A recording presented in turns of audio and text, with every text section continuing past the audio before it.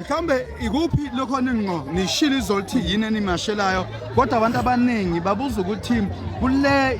yenkohlakalo nanokuthi mhlambe senike nayo izolithi ithini indaba ye-bail condition njengoba amehlo kakhulukazi ethe njo kuyona indaba ye-bail condition niya enkantolo futhi.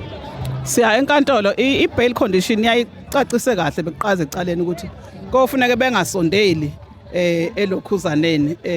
emkhandlweni uma bephuma. Kodwa ingakho siyoyibuza inkantolo ukuthi kwenziwa yini ke bese uma sekuphuma umhlonishwa umeya bese kufuneka i-bail condition sebeyixegisa ingasafani nama conditions ka deputy mayor neka speaker. So ke nakho lokho is this our main concern ingakho siya kubo sizoqala ku justice bese sisuka kwa justice sesibuya size emkhandlweni ke sikhala ke ngezidingo zomphakathi nazo zonke izinto ezingahambi kahle esizibonayo futhi na njengezakhamuzi noma uqhamuka ngaphandle nje uyabona uNongoma hawu ukuphi mawula. So okunye nakho ukuthi abosomabhizinisi laba abancane babeyizamela basuswa ngendlela abasusa ngayo ngoba ngeke ngisho ukuthi kwangafanele basuswe kodwa indlela abasusa ngayo ayizange ibe naso ukubanikeza isidingo ngoba nabo basuke bephantela izingane zabo ukuba mhlambe bafocus kakhulu kuma foreigners cabanga ukuthi ngabe kushaya umoya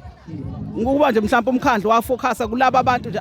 abangenalo nelungelo lokuba lapha eSouth Africa mhlawumbe ngabe kungcono kakhulu engibukayo nakhona uzofuneka ezingeneleleke kakhulu ngoba vele bayakhala ngomuntu wesifazane ke mina osebenzela kwaNongoma so njengoba ngikhulelela kwaNongoma impilo yami yabakhona la bayangitshela ukuthi abasawazi ngisho ukudayisa njengamanje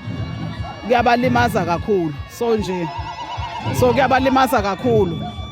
kuyabalimaza kakhulu ukuthi kube yilendlela okwenzeka ngayo. Ukhona ukukhuluma amagebe ukuthi kulinde uthini ibe nodlame lapha enidlula khona mhlambe nisinise kanjani isimo ngoba abantu abaningi banithi mhlambe le mashi ingaba nodlame banokwesabela nabezitolo ikakhulukazi mhlambe njengoba usushiya ukuthi ngibona abantu bodlame niqinisele zokuphepha zikhona la niyacomplain namaphoyisa namamashayeli nakhona mhlambe ungathini nje kubantu abangekho la mhlambe abangayithwanga address abazojoyina edolobheni bese bethaba nodlame.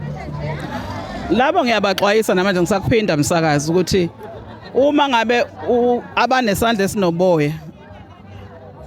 sifisa ukuthi amaphoyisa angananazi ukuthi ababophe